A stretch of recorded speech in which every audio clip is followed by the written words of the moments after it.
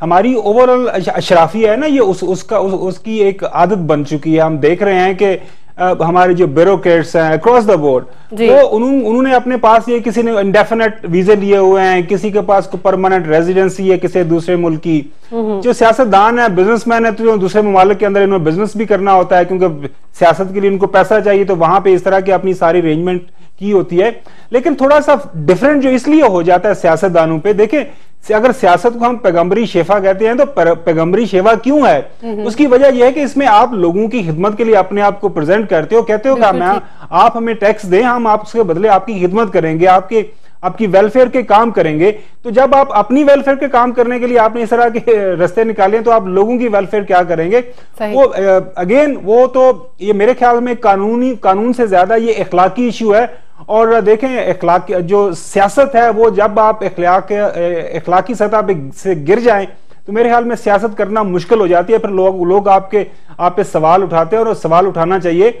मुझे तो बड़ी एक हैरानगी की मुझे चीज लगी। मैंने बचपन में थे तो हम सुना करते थे चलो चलो दुबई चलो, तो ये तो वाकई उस पर पूरा अमल करेंगे, सारे दुबई चले गए। हमारा अभी तक चांस नहीं मिला।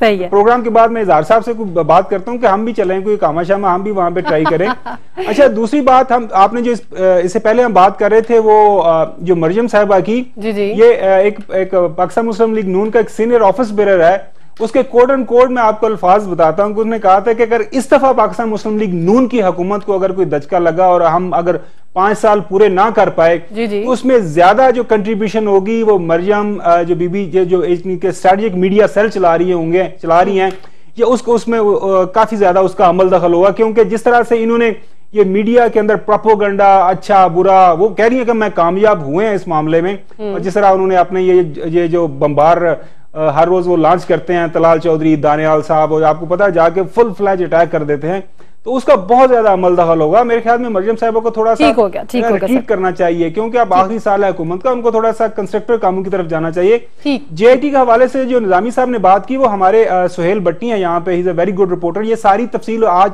हमारी 92 न्यूज़पेपर की एक्सक्लूसिव स्टोरी उनकी तस्वीर के साथ छपी है। ये सारा ये करने जा रहे हैं। और पाकिस्तान मुस्लिम लीग नून हमेशा विंडिक्टिव रही है, और जब ये विंडिक्टिवनेस के अंदर में आते हैं, तो फिर ये इनका जो दिमाग माउफ हो जाता है, फिर वो किसी भी हद तक चले जाते हैं। मेरे ख्याल में सियासत में है, आप तीसरी दफा प्राइम मिनिस्टरशिप बैठे हुए थे, उनको थोड़ा सा रिस्पॉन्सिबली एक्ट करना चाहिए। केस जो है वो सुप्रीम कोर्ट में है, फैसला आ जाए उसके बाद महफूज हो गया। देखते हैं फैसला क्या आता है।